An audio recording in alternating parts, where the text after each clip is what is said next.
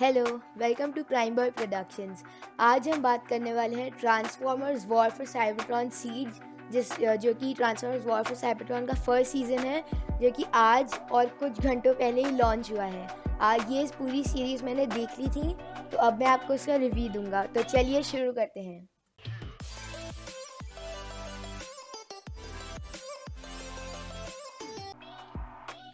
तो जैसे कि मैंने आपको बताया, transformers series war for Cybertron जो है आज नून में 12:30 एग्जैक्टली लॉन्च हुई थी। मैं उसकी वेट कर रहा था और मैंने सोचा कि आप सब लोगों के लिए एक रिव्यू फटाफट देता हूँ।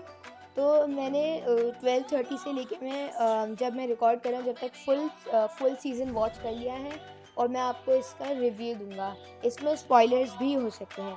तो सबसे पहले देखिए, ये शो जो है वो था एकदम अमेजिंग। मतलब इसके अंदर जो एनिमेशन था, हालांकि मैंने इंग्लिश में देखी, पर जो वॉइस एक्टिंग थी, जैसे मैं आपको बता रहा हूँ कि अभी हिंदी में भी इसकी डबिंग हुई है, लेकिन मैंने अभी फुल सीरीज इंग्लिश में देखी है। लेकिन वॉइस एक्टिंग इतनी अच्छी थी कि ऐसा नहीं लग रहा था कि ट्रांसफॉर्मर्स ही नहीं है, कोई और अलग सा ही कुछ शो है, क्योंकि जो वॉइसेस थी वो काफ़ी आइडेंटिकल थी और हमें कोई ऐसा खास डिफरेंस लगा नहीं।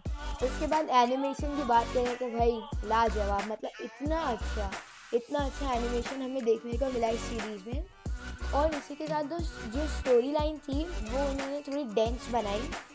जो कि ट्रांसफॉर्मर्स की मेन स्टोरी लाइन है, उसे एक 6 एपिसोड जो कि 24 मिनट्स के थे, उनके अंदर क्लैम अप करना होगा, तो आपको बहुत सारी डेप्थ चाहिए होगी। तो वो उन्होंने बहुत अच्छी तरह से करा है और आप उस फ्लो में जा सकते हैं और आपको सब कुछ समझ में भी आएगा। तो हमें सबसे पहले एपिसोड में देखने को मिला कि व्हील जैक और बम्बलबी जो हैं वो कहीं जा रहे हैं।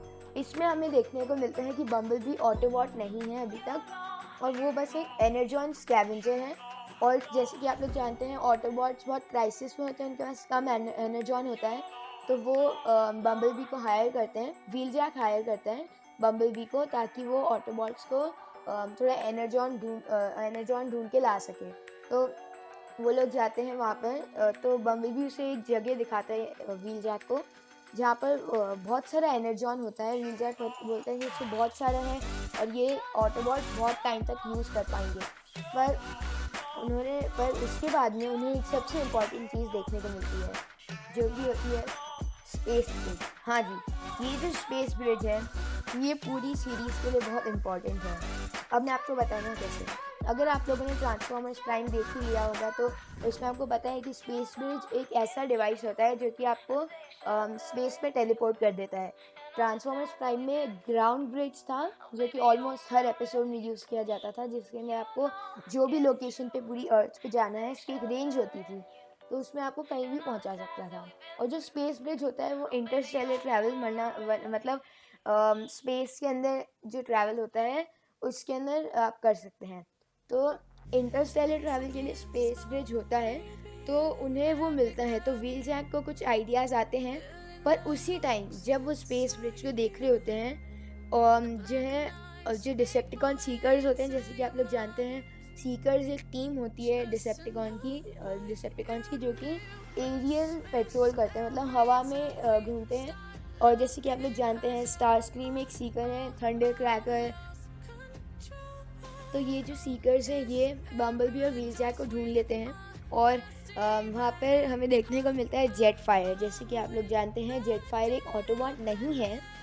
वो हर एक चीज़, मतलब हर एक स्टोरी में जेट फायर ओरिजिनली ऑटोबॉट नहीं होता है, वो एक डिसेप्टिकॉन होता है, लेकिन बाद में जाकर ऑटोबॉट बन जाता है। जैसे कि आप लोगों ने मूवीज़ में भी देखा होगा, गेम्स में भी देखा होगा। तो जेट फायर उस टाइम डिसेप्टिकॉन ही होता है। तो वो व्हील जैक और बम्बलबी को पकड़ लेता है, और स्टार स्क्रीन भी एक सीकर होता है, तो वो भी उसके साथ में ही होता है। पर ये जेट फायर और स्टार स्क्रीन की एक दोनों के साथ में वो मतलब बनती नहीं है, तो वो झगड़ते रहते हैं हर टाइम। तो उस टाइम स्टार स्क्रीन को जेट फायर बहुत मारता है, पर उसी टाइम मेगाट्रॉन भी आ जाता है। तो उस टाइम जो भी जेट फायर को, वो मेगाट्रॉन जो है ज़्यादा एम्फेसिस देता है और जेट फायर की ज़्यादा बात मानता है, तो इसलिए वो स्टार स्क्रीम की ही गलती निकालता है। तो उसके बाद में मेगाट्रॉन बम्बलबी को बोलता है कि तुम ऑटोबॉट हो, ये हो। तो बम्बलबी बोलता है कि मैं ना तो ऑटोबॉट हूँ ना डिसेप्टिकॉन हूँ। तो वो स्कैन्स करते हैं कुछ डिसेप्टिकॉन उसके साथ होते हैं, आई थिंक साउंड वेव या शॉक वेव होते हैं। तो वो बताते हैं कि नहीं, ये तो डिसेप्टिकॉन नहीं, ना ही ऑटोबॉट है ना ही डिसेप्टिकॉन है। पर फिर वो व्हील जैक के ऊपर भी स्कैन करते हैं, पर उनको पता ही होता है कि वो ऑटोबॉट है और उसको पूरा स्कैन कंप्लीट हो जाता है उनका। तो फिर वो बोलते हैं बम्बलबी और व्हील जैक को कि ऑटोबॉट के साइड छोड़कर डिसेप्टिकॉन्स की साइड पर आ जाएं। और उसी टाइम बहुत थ्रेटन भी करते हैं उनको, पर वो व्हील जैक और बम्बलबी मना कर देते हैं। उसी टाइम पर ऑप्टिमस प्राइम आ जाता है और उनको बचा लेता है। फिर हमें पता चलता है कि जो ऑटोबॉट्स हैं वो आर्क जो उनकी शिप होती है वो उसको उन्होंने क्लोक करके रख रखा है, मतलब उसको देख नहीं सकता है कोई भी, ताकि वो डिसेप्टिकॉन से सेफ हो। और उसके अंदर उन्होंने अपने प्लान्स बनाते हैं, लेकिन उनके पास इनफ रिसोर्सेज नहीं होते हैं। तो वो जाते हैं अंदर, बम्बलबी भी जाता है। फिर वहाँ पे उन ऑटोबॉट्स बोलते हैं कि बम्बलबी को कि ज्वाइन कर लें अपनी साइड। तो अब आप देख रहे होंगे जैसे मैंने आपको बताया, पर ऐसा है नहीं। इस स्टोरी के जो फर्स्ट एपिसोड है उसके अंदर ऐसा बताया गया है कि मेगाट्रॉन जो है वो अपने हिसाब से अच्छा काम कर रहा है। मतलब मेगाट्रॉन के थ्रू जो भी वो बोल रहा है वो एक तरह से अच्छा है उसके हिसाब से, क्योंकि अगर आप भी उस शो का फर्स्ट एपिसोड देखेंगे तो आपको भी लगेगा कि ऑटोबॉट्स कुछ गलत कर रहे हैं जिस तरह से सारे इवेंट्स होते हैं। तो ऐसे जैसे मेगाट्रॉन ने बम्बलबी को बोला कि हमारी साइड ज्वाइन कर लो, हमें बस पीस चाहिए। वो क्या, मेगाट्रॉन ऑप्टिमस प्राइम को एक ट्रीटी देता है कि आप लड़ो मत, कोई भी नहीं लड़ेगा।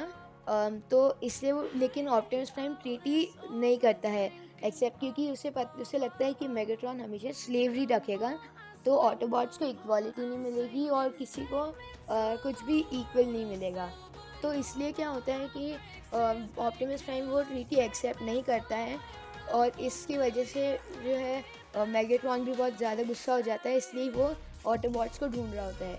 तो फिर भी मेगाट्रॉन जो है वो फिर भी हमें अच्छा लगता है कि वो एक अच्छा काम कर रहा है, जबकि ऑप्टिमस प्राइम अच्छा काम नहीं कर रहे हैं। तो लेकिन जिस पॉइंट ऑफ व्यू से हमें एक स्टोरी ये सुनने को मिली है उस हिसाब से हमें लगता है, लेकिन हो सकता है कि ऐसा ना भी हो, जो कि हमें बाद में पता चलता है। तो अब हम आगे बढ़ते हैं इसकी स्टोरी में। तो फिर बम्बलबी को वो बोलते हैं कि ज्वाइन कर ले, लेकिन बम्बलबी मना कर देता है। तो बम्बलबी को मना करने के बाद वो अलीटा वन जो है एक ऑटोबॉट होती है, जो कि जिस पे कितना एम्फेसिस नहीं दिया जाता है नॉर्मल स्टोरीज़ में, पर इस स्टोरी के अंदर जो अलीटा वन है उसे बहुत ज़्यादा एम्फेसिस दिया गया है। मतलब जितना एम्फेसिस बम्बलबी को दिया जाता है बाकी मूवीज़ में, उतना अलीटा वन को दिया है, क्योंकि इस मूवी में जो बम्बलबी है वो ऑप्टिमस प्राइम के साथ में ऐसा जो उनकी पार्टनरशिप होती थी पहले वैसी नहीं है। तो आगे बढ़ते हैं, तो वो सिर्फ बम्बलबी को रोकते हैं कि मत जाओ, पर ऑप्टिमस बोलता है कि नहीं, उसको जाने दो, ताकि बम्बलबी को ये रियलाइज़ हो कि और डिसेप्टिकॉन्स उसको जाने नहीं देंगे, पर ऑटोबॉट्स उसको जाने देंगे तो एक फ्रीडम का उसे देखने को मिलेगा ऑटोबॉट्स की साइड पर। तो इसलिए वो उनको जाने देते हैं। फिर उसके बाद में क्या होता है कि फिर हम लोग जाते हैं नेक्स्ट एपिसोड में, जिसके अंदर हमें शॉकवेव और मेगाट्रॉन जो है वो बात करते हैं। जो टोटल स्टोरी ये है कि शॉकवेव और मेगाट्रॉन के बीच में बात होती है कि हम लोग ऑटोबॉट्स को फुली उनकी प्रोग्रामिंग जो है, उनकी मेमोरीज़ की, वो पूरी रीफॉर्मेट कर देंगे, उनको डिसेप्टिकॉन्स बना देंगे ऑल स्पार्क की हेल्प से। आप लोग जानते होंगे ऑल स्पार्क एक डिवाइस होता है, बहुत इंपॉर्टेंट है साइबरट्रॉन के लिए। तो इसी बीच जो है अल्ट्रा मैग्नस जो होता है वो ऑटोबॉट्स जो ऑप्टिमस प्राइम का जो व्यूज़ होते हैं उनसे इतना खुश नहीं होता है। उसे लगता है कि ऑप्टिमस प्राइम को ट्रीटी एक्सेप्ट कर लेनी चाहिए थी, पर उसने नहीं करी। तो वो जाकर डिसेप्टिकॉन्स के पास सरेंडर कर देता है।